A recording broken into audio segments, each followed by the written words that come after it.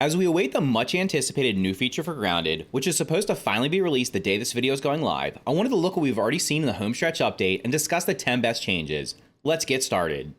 Alright, so let's start off with one that was a much requested feature, and this is the ability to convert all saves to being a custom save. So custom saves were added a few updates ago, and what they allowed you to do was customize some of the features in your game, such as whether or not you wanted hunger or thirst on, whether or not you wanted stamina drain, the difficulty level, stuff like that. As you were playing through the game, you could toggle back and forth.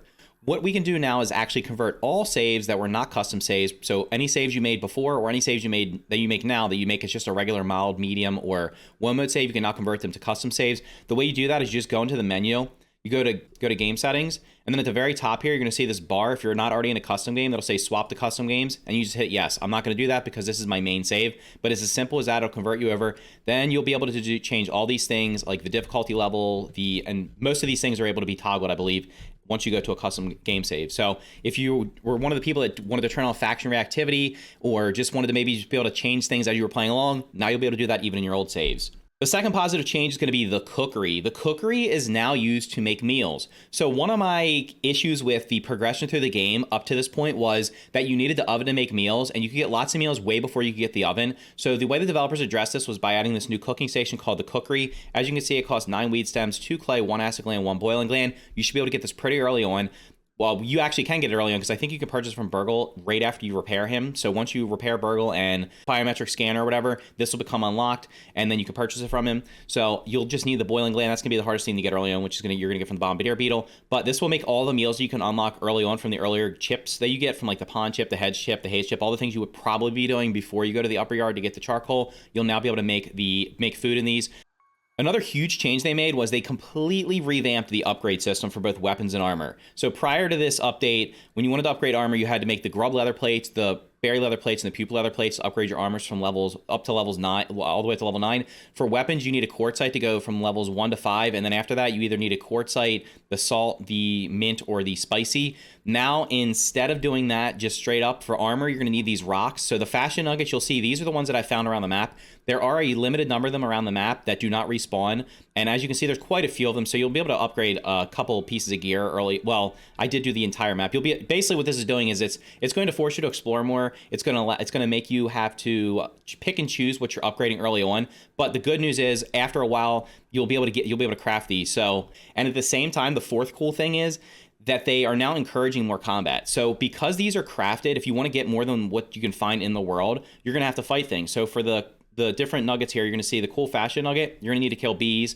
For the cool tough nugget, you're going to need to kill spiders. Now, of course, this might change between the time this is recorded and when the 1.0 happens. They may be changing this a little bit, but as of right now, that's what you're going to need for those.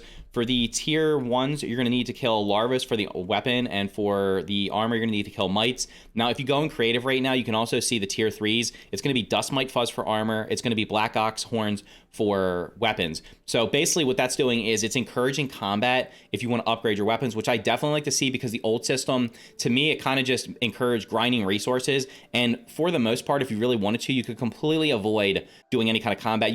Number 5 of the best things that were changed in this update is that faction reactivity is now scaled as you progress through the game. Now, I think for most people, this is going to be looked at as a positive. What this means is you will no longer get completely destroyed by your first raid. So this is a little raid base that I built up in the upper yard. I'm up here by the bike. There's nothing really up here. So I built this entire thing out of mushrooms. So it's surrounded by mushroom walls, and I know it's a little bit dark here, but what I did was I put down spike traps around the outside here in case the bugs came down there. They did tweak the raids a little bit too, because before they would only attack this one little wall here, but the one that I got after once I joined the PTS was I got attacked from the other side too. So what this means is basically that for raids, they're going to be there's level 1 through 10 raid. No matter where you are, if you don't start over, you're still going to be reset. So this is really going to affect you more if you're starting over. You're going to have level 1 through 10. I'm not exactly sure if they progress individually or if it's cumulatively. So what I mean by that is there's currently different raids. So there's red ant, black ant, there's termite, there's bee, mosquito, infected, There's also the spider, and then they also added larva raids. So larva raids are new in this PTS, and what that means is you'll get raided by them. In the past, you would just get raided by, I'm not sure how it calculated it. Maybe it was based on the size of your base or something, but now it's going to be like the raid I just got on on this save, which is like 500 days old, was only 2 enemies. Other people have said that they're getting similar size raids. I don't know if it's going to be like what I was saying is I don't know if it means I have to get like 10 red ant raids before I get to the 10th level, or if the first one's red ant and then the second one's termite, is the termite one going to be a level 2 instead of a level 1? I don't know, but so far the raids have been really, really easy. Now, of course, this is a 500-day save, so it's probably scaled a little bit better for starting over, which makes sense. But for those of you that were not happy about the raids, and maybe you don't want to turn them off, or maybe this will make you more likely to not turn them off, that's a huge change. Number 6 is going to be the final Haze Lab fight is now balanced based on the number of players and difficulty level chosen. Unfortunately, I already went through and completed it on the save, so I can't go through and do it again.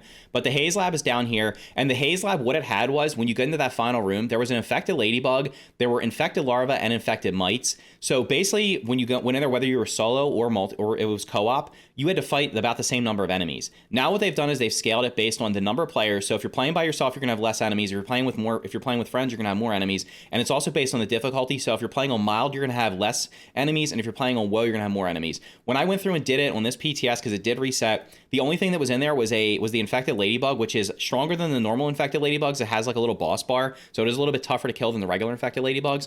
And there was also a couple infected mites. Once I killed the ladybug, the mites just died. So basically, it's like kind of like fighting the broodmother or the assistant manager. If you actually kill the boss, quote unquote, then the rest of the ads will just die. So basically, just focus on that. They also made it so you can't cheese it. You used to be able to go in and then activate the room and then go out. Now, once you enter the room, to open the room to where the ladybug is, you have to actually, it'll close the door behind you, so you can no longer run out there, cheese it with a bow, or what you used to be able to do is go out there into the water, and all the infected larvae and stuff would just run out and just jump into the water and drown. So they made the fight a little bit more challenging, but also more balanced, which is a great change, because I know that would probably be, I could see that being a huge road bump for newer players, because that fight was really, really tough the first time I went through it, even though I knew how to play the game and kind of knew what everything, even though I was like well equipped and everything. Number 7 is going to be that pets no longer leave their owner when they become unhappy. Now, I don't have any pets on here right now because, honestly, I just stopped dealing with them because of the reason that what would happen was I had my pets over on Aphid Island, which is over where the Rash action figure is, because it's a safe place where nothing could kill them. And what would end up happening would be that I would go do stuff and then not come back for a while, and then ultimately they would end up just being unhappy and leave. So I would have to constantly be going back there. Now what they've done is they made it so that they no longer will become unhappy. So you can just, if you forget to feed them or you're off adventuring and forget to come back for a decent amount of time, they'll still be there. You just have to basically start petting them and feeding them again, and then they'll become happy again. So that's a huge change for those of you that like pets. I know there's a lot of people that like the pets, so hopefully that will encourage it. Also encourage you to keep more pets if you do like them. And then one other thing, this is not like, they did add pet gnats, so there's now 3 choices for gnats.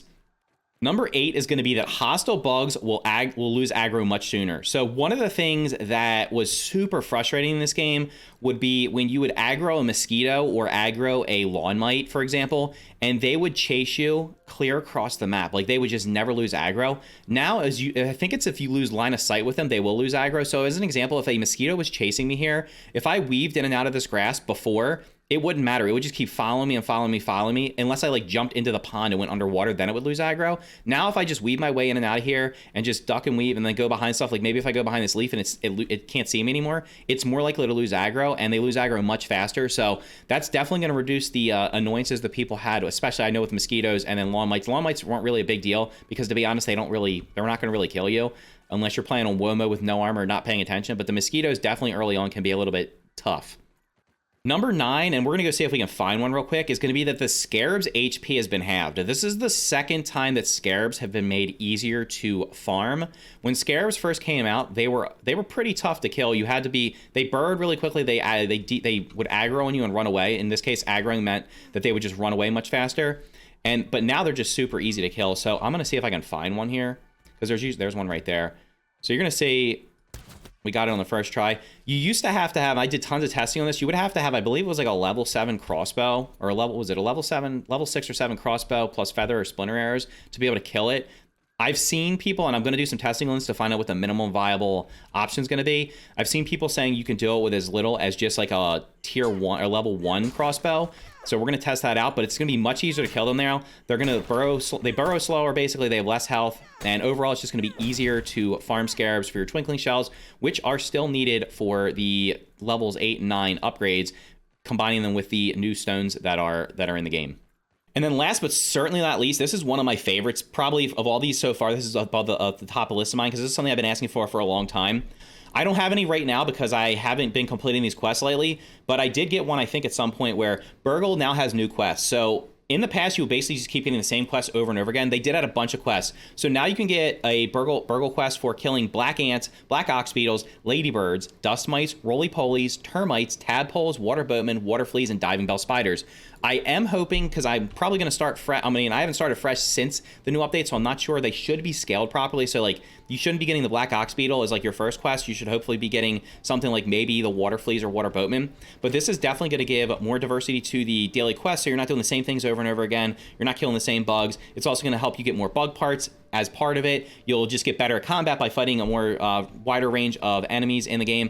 And as well, you'll be able to, it'll give you reason to go back to places. As an example, like right now, I don't really have much reason to go into the pond other than to get the mussel sprouts. But if I get a daily quest for killing diving bell spiders or water boatmen or tadpoles or whatever, then I'll have more reason to go back down there. It'll also probably help you get more gold cards naturally by just farming the different bugs.